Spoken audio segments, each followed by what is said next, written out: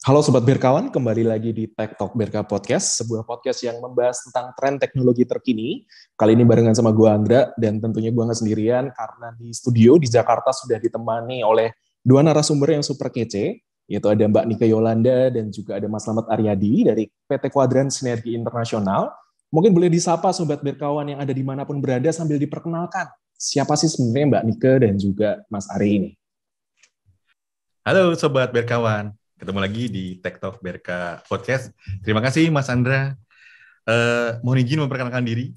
Nama saya Slamet Aryadi, tapi biasa dipanggil Ari, biar lebih komersil gitu ya kedengerannya.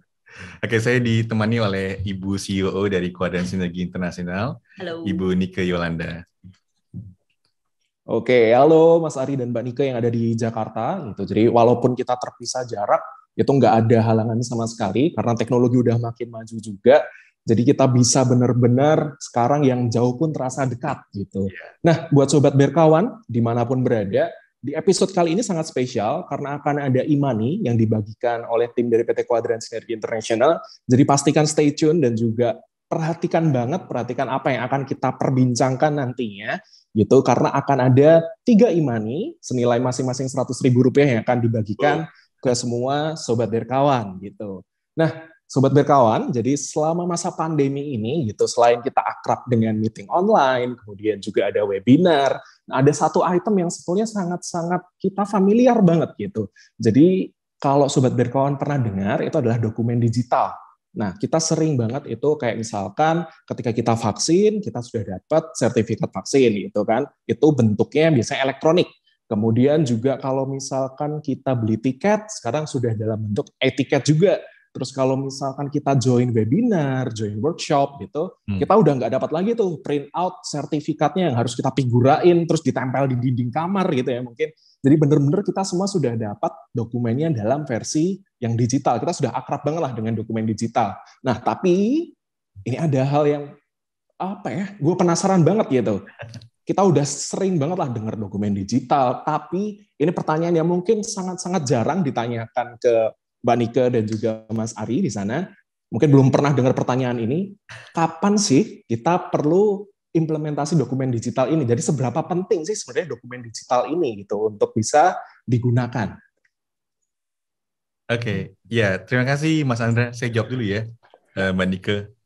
Oke, jadi ini menarik sebenarnya, karena kan kita tahu sekarang kita sudah pasca pandemik ya. Nah, dulu waktu masuk pandemik, sebelum pandemik kita mengenal work from office. Kemudian ketika pandemik kita mengenal namanya work from home gitu ya. Nah, sekarang udah mulai shifting nih, work from anywhere.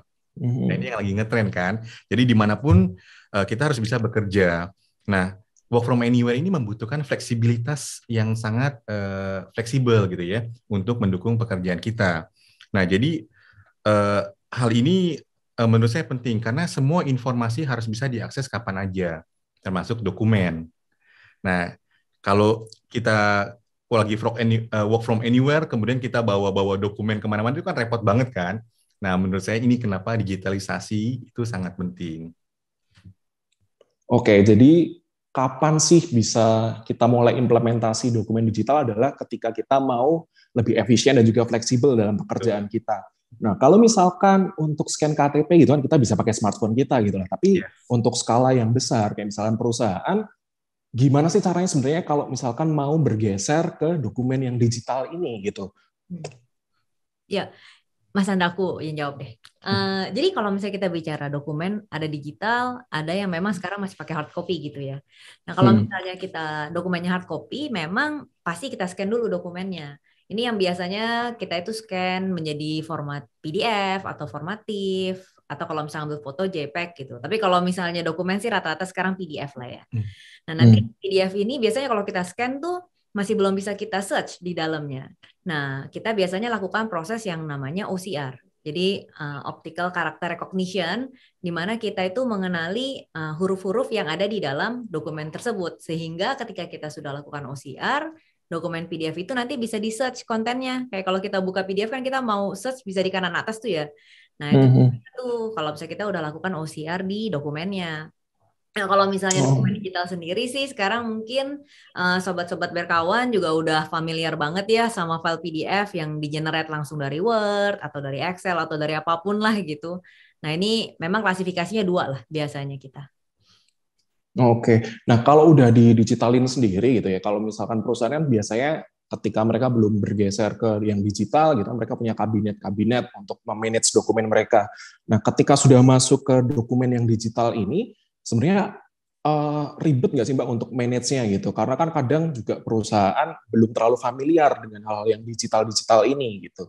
Yes, yes. Jadi kalau kita bicara dokumen digital nih, Mas Andra dan sobat-sobat berkawan, biasanya sih yang paling minim gitu ya. Kita simpan dokumen itu kan di dalam laptop kita atau di dalam handphone kita gitu. Nah, di atas itu kita biasanya sekarang kenal yang namanya shared drive, shared folder gitu ya. Bisa Benar-benar. ditaruh. Kalau perusahaan biasanya tuh mereka sediain satu server, ada folder yang di-share, kemudian nanti karyawannya bisa akses ke situ sesuai hak akses masing-masing, folder mana yang mereka bisa akses. Begitu juga kalau misalnya kita bicara cloud folder kan, misalnya ada Drive, ada OneDrive, ada Box atau apapun itu yang sejenisnya. Nah, ini juga sama sebetulnya prinsipnya kita punya folder, kita share, ada aksesnya untuk masing-masing orang, kita bisa share lagi ke orang lain, baru setelah itu dokumennya bisa digunakan gitu. Nah, sebetulnya yang sekarang penting untuk perusahaan nih, ini yang ketiga, Mas Andra. Jadi ada yang Apa tuh Mbak? namanya Document Management System atau DMS. Hmm. Nah, kalau misalnya DMS beda dengan folder sharing. Jadi dia bukan cuma sekedar nyimpan aja, terus nge-share aja. Tapi kita bicara betul-betul gimana kita bisa memanage dokumen itu. Jadi kalau misalnya kita bicara dokumen kan, mau berapa lama sih dokumen itu diretensi gitu? Atau mau gimana sih kita bisa memastikan dokumen itu kita share dengan secure dalam waktu tertentu oleh orang tertentu, mau ada orang yang masih nge-share-nya, maksudnya masih ada orang yang melakukan share itu maupun orang itu udah resign gitu. Jadi memang kalau kita bicara manajemen dokumen lebih lah dari sekedar simpan dan men-share. Jadi dokumen management system itu bisa menjawab kebutuhan-kebutuhan seperti itu, Mas Andra. Oke, jadi yang paling advance kalau sekarang ini boleh dibilang itu adalah DMS tadi. Gitu. Nah, kalau dari tim dari PT Quadrant sendiri, ada nggak sih yang bisa direkomendasikan gitu? Kira-kira solusi apa sih yang DMS yang bisa dipakai, yang bisa digunakan gitu oleh perusahaan-perusahaan mungkin? Ya, kalau misalnya bicara DMS nih kan kita sebagai Quadrant, kita punya aplikasinya. Ini aplikasi buatan kita sendiri nih, lokal-lokal semua. Wow, 100% PDM. 100%. wah, Ini keren. kearifan lokal nih, Mas Andra. Wih, Iya, kita kasih nama produk kita ini Cyrus. Jadi Cyrus DMS. Kalau misalnya Mhm. Mas Andra dan sobat berkawan itu tahu awan jenis Cyrus, ya. Nah, ini namanya sama tapi tambahin huruf T di belakangnya. Cyrus. Oh, Cyrus DMS ya berarti.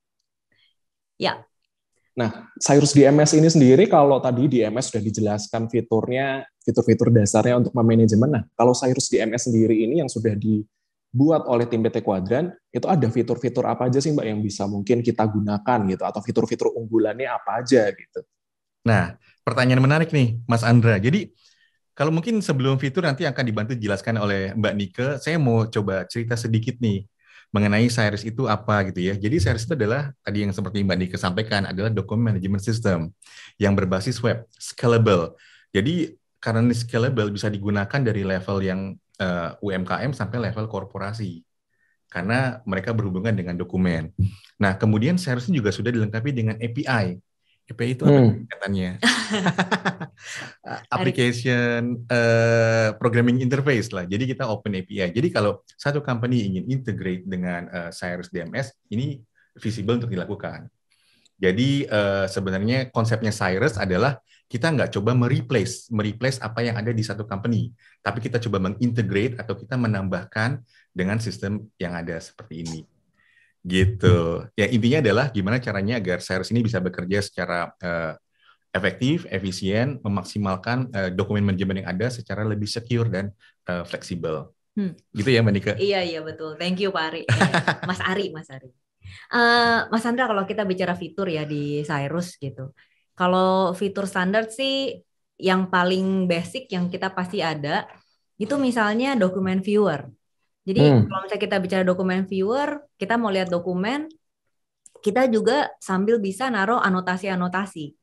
Jadi bukan cuma sekedar ngelihat aja, tapi kita bisa naruh gambar-gambar atau remarks atau remark atau misalnya watermark. Ini semua bisa dilakukan menggunakan viewernya Cyrus gitu. Nah, selain kita punya annotation dan viewer, kita juga pasti punya kayak misalnya dokumen privilege. Jadi kita bisa ngeset nih dokumen ini sampai dengan dari level collection sampai dengan folder dan subfolder itu mau diaksesnya oleh siapa aja.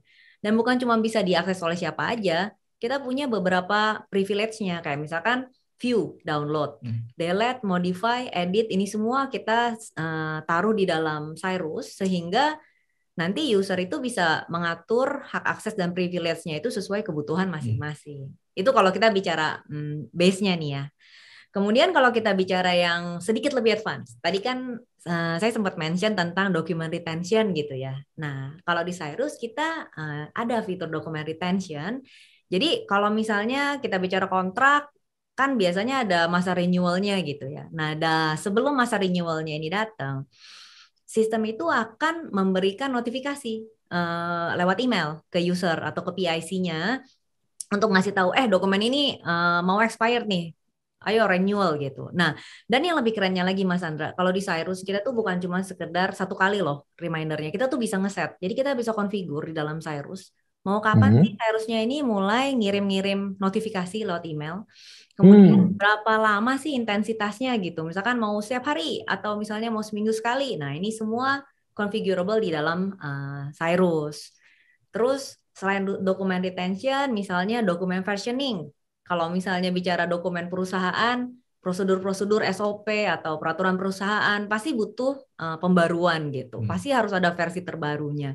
Dan kita kan mau mastiin kan orang-orang itu hanya mengakses versi yang memang valid gitu. Nggak lucu kan kalau misalnya karyawan itu buka peraturan, yang dilihat peraturan 10 tahun lalu gitu. Nah, di Cyrus kita punya document versioning. Jadi versi-versi terakhir ini bisa diupload ke dalam Cyrus, kemudian dipublish sebagai updated versionnya dia. Jadi orang-orang yang akses ke Cyrus, begitu mau akses dokumennya, mereka hanya mengakses yang sedang dipublish. Sedangkan versi-versi yang sebelumnya tetap ada di dalam Cyrus, disimpan, tapi tidak dipublish ke user gitu. Terus sama satu lagi nih aku mau tambahin, kita punya di Cyrus document redaction. Kan kalau misalnya tadi annotation kita naro-naro anotasi gitu ya. Nah, kalau redaction ini sebetulnya kita menghilangkan part-part yang ada di dalam dokumen. Jadi balik lagi misalnya kontrak. Kontrak kan biasanya ada data-data sensitif ya, kayak misalkan nilai kontrak yang cuman boleh dilihat sama tim sales tapi nggak boleh dilihat sama tim admin. Nah, gimana caranya? Pakai dokumen redaction kita.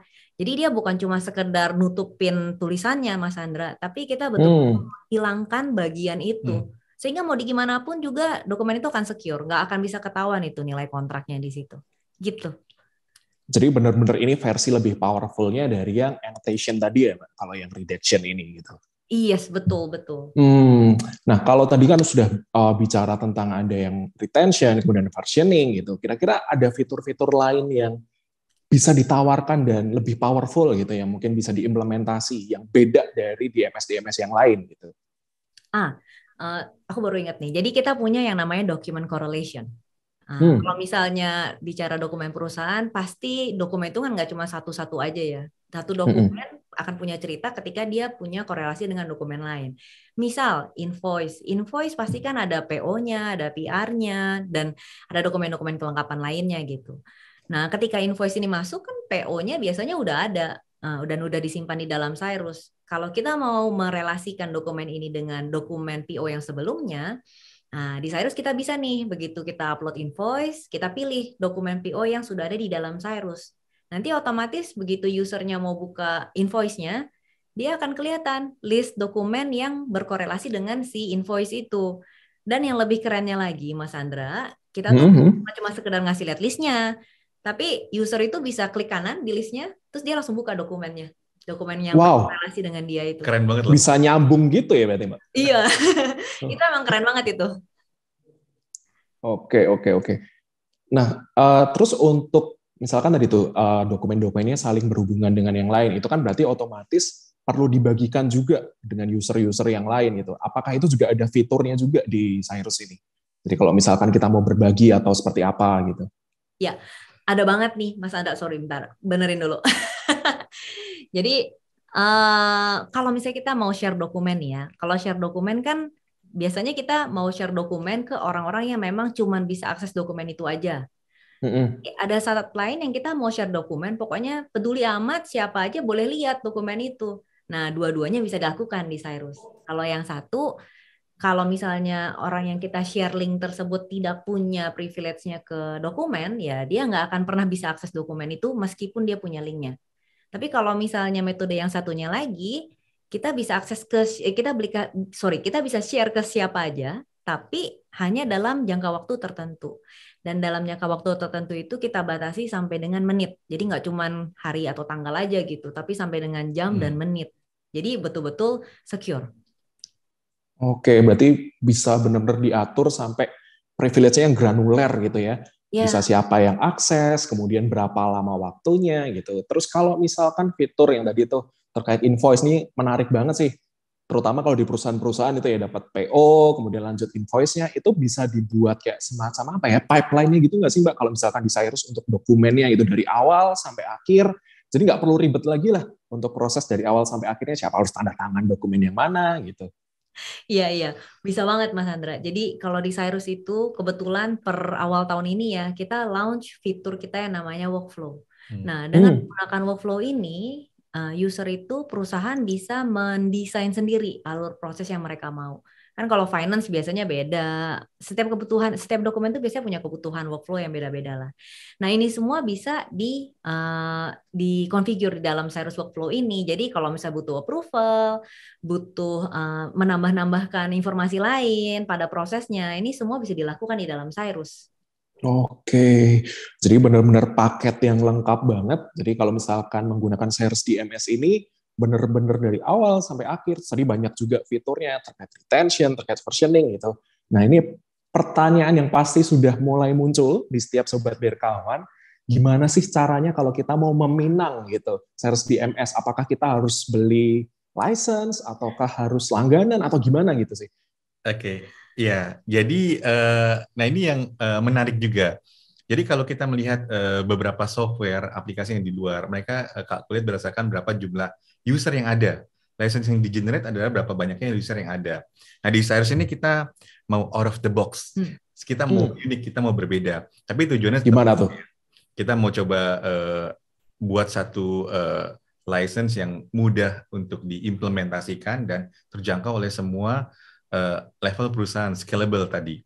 Jadi kalau license Cyrus itu kita hitung berdasarkan concurrent license, Sobat Berkawan.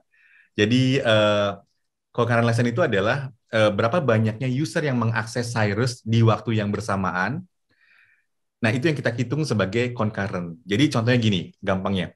Kalau misalnya di satu company ada 500 user, nah biasanya yang kita hitung, biasanya yang dihitung adalah 500 user itu, beli license 500 license. Nah, di Cyrus kita hitung dari 500 user tersebut, berapa sih orang yang mengakses Cyrus dalam waktu bersamaan? Mungkin dari 500 hanya 10 orang. Nah, 10 orang itu yang kita calculate sebagai concurrent license. Jadi kan lebih apa ya, lebih acceptable dan lebih terjangkau untuk semua company untuk dapat memiliki Cyrus ini. Oke, jadi kalau Cyrus DMS ini untuk bisa dipakainya kita harus punya license, tapi license-nya sendiri pun kalau boleh dibilang sangat-sangat efisien ya, Betul. Karena cuman tergantung dari siapa yang pakai dalam satu waktu bersamaan, nggak perlu beli banyak gitu lah ya. Ya, betul. Nah kalau untuk Cyrus DMS-nya sendiri ini, kalau misalkan kita mau implementasi gitu, kita harus nyiapin apa, atau misalkan prosesnya itu panjang nggak sih untuk kita bisa mulai pakai Cyrus DMS ini? Iya, jadi kita kita create Cyrus sebagai user friendly software. Jadi sangat mudah untuk diimplementasikan. Jadi intinya gini, ketika company membeli license ini ke kita bantu untuk proses implementasinya sampai siap digunakan, sampai go live gitu. Dan partner juga bisa membantu mengimplementasikan ini dengan proses yang menurut saya cukup mudah ya. Iya, mudah banget. Mudah banget lah ya. Mudah Sambil merem bisa nggak ya? Itu tantangannya beda. Ya, poinnya adalah ini sangat mudah untuk diimplementasikan, Mas Andra. Oke, kalau untuk Cyrusnya sendiri, itu apakah bisa juga untuk kita misalkan implementasi, sekarang udah mulai era cloud gitu kan, ya, nggak harus yang pakai on-prem. Nah, kalau dari Cyrusnya sendiri itu apakah sudah bisa juga kita implementasi, nggak cuma di atas on-prem gitu? Ya, jadi karena tadi Cyrus adalah web based, jadi bisa diakses di mana aja, jadi nggak harus install di masing-masing PC klien. Nah, kita juga memberikan dua pilihan. User bisa mengakses atau menyimpan file dokumennya, repository di cloud, atau on-prem di tempatnya mereka. Cloud-nya bisa menggunakan cloud-nya customer, atau menggunakan cloud dari Quadrant dari kita. Jadi kita banyak memberikan opsi agar customer atau company yang menggunakan license Cyrus ini mudah untuk mengimplementasikan. Oke. Berarti benar-benar selain fleksibel, lengkap, dan juga proses implementasinya mudah gitu ya. Ditambah lagi tadi license-nya juga benar-benar ekonomis, efisien gitu. Nah, dengar-dengar nih dari kabar burung yang beredar gitu, katanya ada satu fitur yang mau di-launching gitu dari PT Quadrant. Kira-kira ada apa ya yang spesial nggak sih terkait dengan fitur baru ini yang mungkin bisa memberikan kelebihan untuk perusahaan-perusahaan gitu? Ya, ini tahu dari mana Mas Andra? Adalah. Oke, jadi tadi kan selain yang tadi diceritakan oleh Mbak Nika banyak fitur-fitur, dalam waktu dekat kita akan rilis satu fitur, kita boleh sebut nggak ya? Boleh Judulnya ya? Judulnya aja, oke. Satu fitur namanya Digital Signature. Tapi kapan rilisnya, nanti tunggu tanggal mainnya. Nanti kita akan sampaikan ke sobat berkawan. Tapi ini Digital Signature. Ini adalah di situ. Iya, nanti tunggu tanggal mainnya. Nah, ini baru pertama kali di-leak lah ya istilahnya untuk fitur yang spesial ini dari PT Quadrant. Jadi kalau sobat berkawan mendengarkan podcast ini, artinya sobat berkawan adalah orang-orang yang spesial karena yang tahu pertama kali tentang fitur unggulan dan juga terbaru dari PT Quadrant Sinergi Internasional itu. Nah, kemudian dari sisi industri sendiri, apakah ada keuntungan yang bisa diambil secara khusus itu terkait dengan produktivitas atau juga dengan day by day-nya dari setiap perusahaan gitu? Oke. Secara benefit bahwa semua perusahaan yang menggunakan dokumen, yang create dokumen, baik itu mereka print, mereka scan, atau mereka generate file di sistemnya, pasti membutuhkan satu dokumen manajemen. Dan Cyrus ini adalah scalable, artinya bisa digunakan di seluruh industri, baik dari kementerian, lembaga, departemen, institusi, bahkan sampai ke korporasi B2B. Jadi semua perusahaan yang mengenerate dokumen membutuhkan dokumen management system. Cyrus jadi satu solusi yang bisa mereka gunakan. Nah, pertanyaannya adalah seberapa besar mereka concern terhadap keamanan dokumen, fleksibilitas dokumen, dan hal-hal yang terkait dokumen. Oke, jadi kalau boleh dibilang nggak terbatas untuk industri-industri yang spesifik, tapi ketika sebuah industri atau bahkan organisasi sudah menganggap sebuah dokumen digitalisasinya itu adalah hal yang penting, keamanannya itu penting, manajemennya itu penting, berarti sudah saatnya untuk bisa mengimplementasi Cyrus DMS seperti itu ya. Jadi kalau sekarang gue mau tanya gitu, kenapa sih itu perusahaan atau organisasi atau bahkan institusi harus memilih Cyrus DMS sebagai pilihan utama DMS mereka? Nah, ini aku mau jelasin. Iya. Soalnya ini pertanyaan yang aku tunggu-tunggu. Asik. Jadi, kalau kita bicara Cyrus dan gimana cara kita mendevelop Cyrus gitu ya. Cyrus mungkin baru kita launch di 2017, tapi pengalaman kita di dunia dokumen itu udah puluhan tahun lah. Nggak usah sebutin namanya, entar ketahuan umurnya. Jadi dengan puluhan tahun pengalaman kita ini, ketika kita belum punya produknya, kita udah benar-benar tahu banget apa sih sebetulnya yang dibutuhkan oleh perusahaan-perusahaan di luar sana terhadap dokumennya mereka.